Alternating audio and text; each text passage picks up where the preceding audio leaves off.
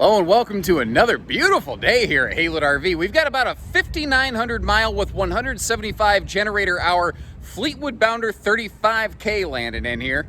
And I gotta tell you, man, this thing is pretty swanky as far as gassers go. I'm getting a lot of almost like diesel vibes from this one being a gasser, which a lot of times people really associate with a very significant difference in trim package and amenities. I think that sometimes there is a point in the marketplace where you can have a very nice coach that doesn't happen to require a diesel engine to get it down the road. Did I say diesel? Diesel? I don't know. I know I didn't say diesel. I don't know what I said, but regardless, it's beautiful. I mean, even just touching the cabinetry, the latches on the drawers and the cabinets and everything feels fantastic on this. I've located only a couple very, very minor blemishes. I'll point those out as we go around, but frankly, folks, this thing looks pretty much turnkey ready. All you got to do is throw some mac and cheese and applesauce in this thing and hit the road. And it's funny, I love this floor plan. And it's not like this layout is new, but all of a sudden in the last 2 years, this floor plan is everywhere. Suddenly everybody is building this thing, and it gives us a very interesting feel where it feels almost like it's an opposing slide living room, even though it's not. It's a nice bath and a half, which gives you, first of all, a travel accessible half bath, but additionally, it really kind of separates my master bath from my guest bathroom or something like that. Like, maybe I don't want people walking through my bedroom. Maybe I don't want people messing with my stuff in my cabinets in my bathroom. That's where this one's kind of a neat little entertainer model, I think.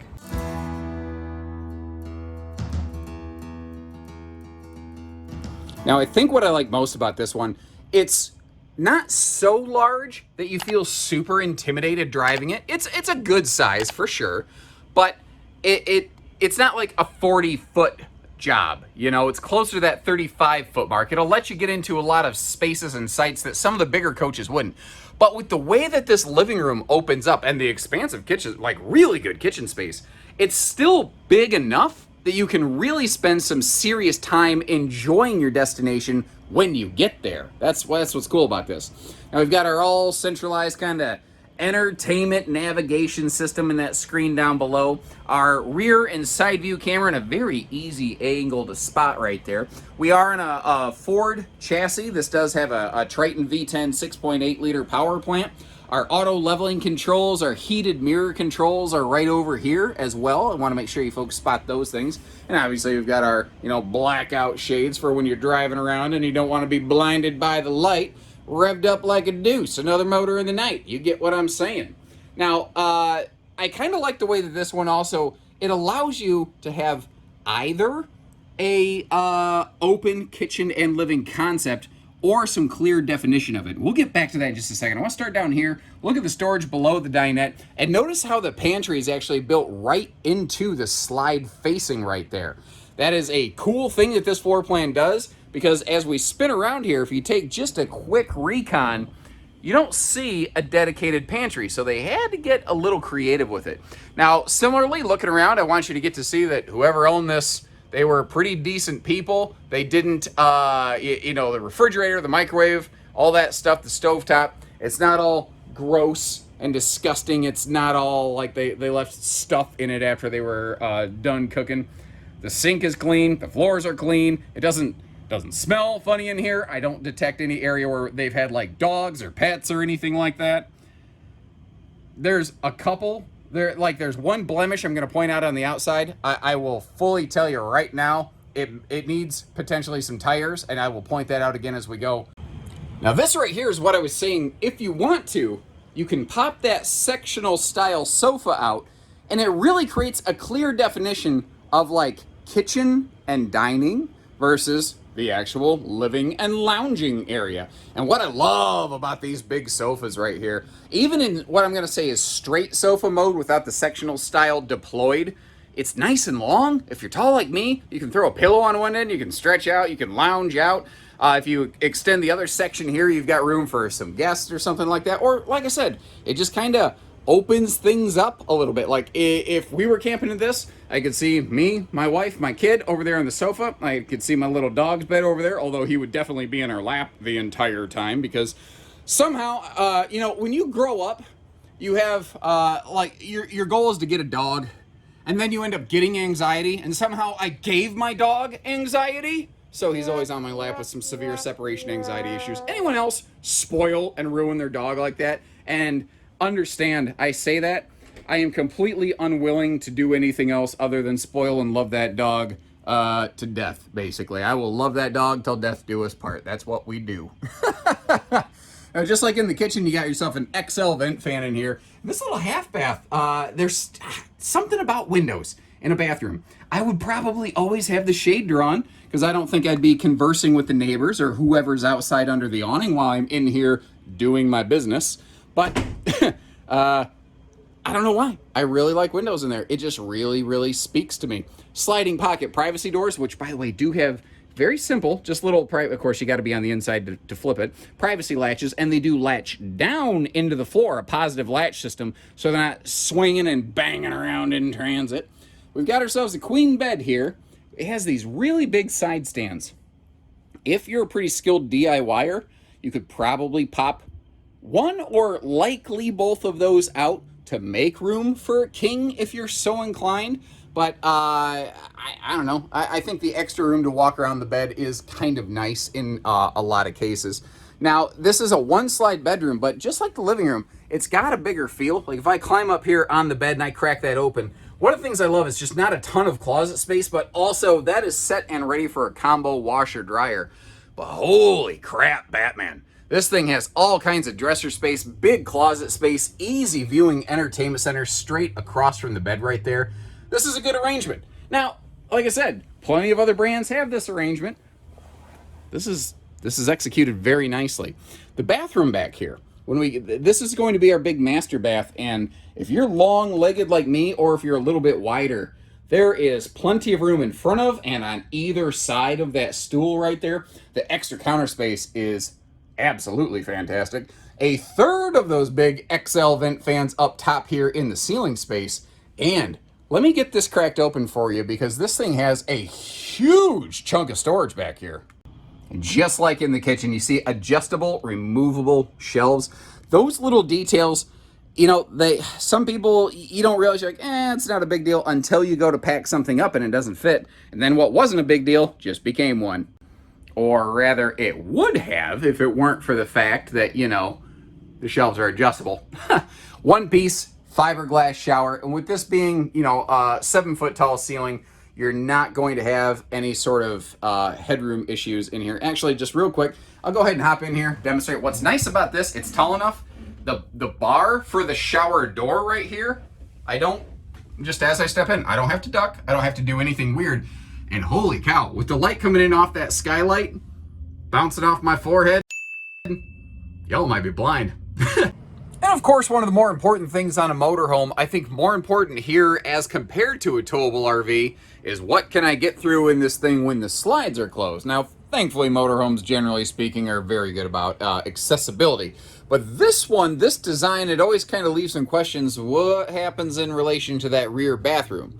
And unless you're climbing over the bed, you're really not going to get back there. The good news is we have that half bath that's accessible to our left right now. I do want to point out, though, a little corner of that bed is kind of overlapped on either side with those big hanging wardrobes. That's another reason I actually really like how this one was made with those rounded edges right there instead of the sharp corners, so it's not going to be poking into your bedding and you know, snagging holes and everything. And the door opens plenty wide here, so if you do need to get into the half bath to do what you got to do when you're going down the road, really no restrictions in doing so. Man, just the whole exterior on this looks terrific. That's the thing with paint package RVs though, like this one. When it's not decals, when it's not exposed fiberglass to the weather, there's nothing wrong with decals and fiberglass. It's just that they tend to show their age more quickly. Paint package RVs like this, even though this is a young RV, they tend to stay very young looking for a very long time. Now, obviously, we've got that remote control, actually, Dometic awning. I don't know how obvious that was, but it is remote control. There's a little key fob that comes with it. So you can do that while you're outside, maybe enjoying the outdoor entertainment behind that hatch. We'll get a look at that in a little bit. The slide awning's taking some of the, weathering off the top of the slides for us. And up top, you see that little battery tending solar panel up there, basically mounted to one of the air conditioners. That's sort of a classic thing that phased out of the RV industry, and as solar has come back into fashion, or at least has grown into fashion, I don't know if it was ever the most fashionable thing, I'm seeing more of just like house battery tender packages like that. And I love that big windshield. I'm very towable focused. I tend to really gravitate towards travel trailers and more than anything, just because of how I personally camp and how really I don't get to camp as much as I would certainly like to. But if I was going to be just taking my family somewhere, being able to just get in, turn the key, and everybody just chill out, relax, we're camping, man. Like, motorhomes, I understand the appeal for sure. The tires here, I want to be totally transparent about stuff like this, because not only is this a big money issue, this is a safety issue. I could have very easily walked up here and been like, yep, tires are fine, or just skipped right over it. But I noticed there are a couple spots on a few of the tires where I believe the coach had set. You can see a little discoloration there. There is some weather checking, obviously.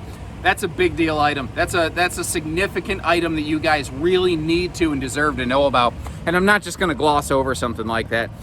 Before you show up here at Haylett RV to look at a coach, I'm gonna do everything I can to give you the most reasonable expectations possible. Now, cracking open all the storage compartments here, I love it whenever a manufacturer puts storage on the face of a slide out like this, especially here on a gasser, because it doesn't have, it has a drivetrain running through the belly of it, so it doesn't have the, the full, complete, massive pass-through belly that something like a pusher might have. So when that storage comes to me, that's handy. That's really handy, and it's a case of what I call turning chicken poop into chicken soup. And just to give you, an idea of just how glossy this is, look right down the side here, like a mirror on this thing.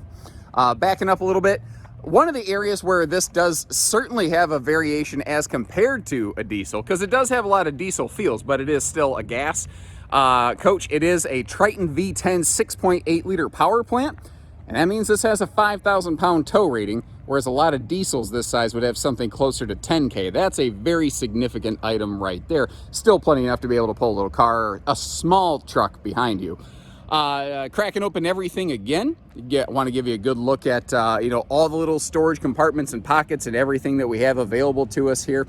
There is a line, like a crease, or something rubbed on those baggage doors. I will show you that as soon as we're done taking a look at everything down here. First, I just want to crack it all open.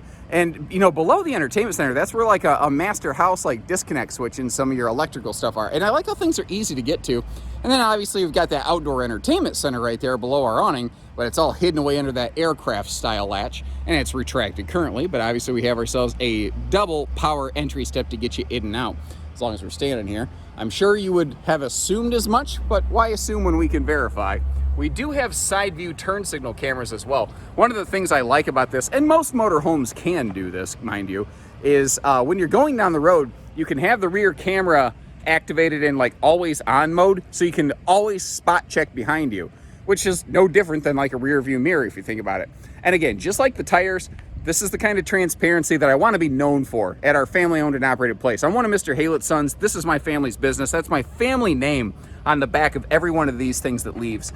And you got to get pretty close to see it, but you can definitely see as we back up here, there is a couple spots that are a little more obvious and becoming more obvious as we rotate around the back. Something rubbed down that side right there. And that sucks, and I wish that wasn't the case. But again, I'm not going to hold my breath and hope nobody sees it until they already take it home and say, yeah, well, maybe you did it at the gas station. That's just not who we are and what we do. So beautiful rig, and I hope you appreciate the straight facts and things like that little on the baggage doors. There was that line, like I said, pointing out some of the things on some of the tires that I spotted. That's the kind of stuff that you can't see easily on camera, and I always want to go out of my way to give you the best, most informative, real, transparent information that we possibly can. I get that if those are things that disqualify you from buying this RV, that's fine. But let's find that out now instead of after you drive 4 hours to show up here and go, oh man, I'm gonna have to get some tires. Crap, I didn't think about that. Well, now we got that out of the way. And if this looks like it might be the one for you, if there's things we need to work out, if there's tires or something, there's a tire shop next door, that's all stuff we can figure out. you know, you can say, okay, here's what I had in mind when I wanted to purchase this thing. Give us a call and let's make it happen. Give us a shot and you'd be surprised what we can work out. We do financing, we can do trade-ins, we can do just about anything you need. When you're ready, we're ready. So take care, stay safe, have fun, and happy Haylett camping, everyone.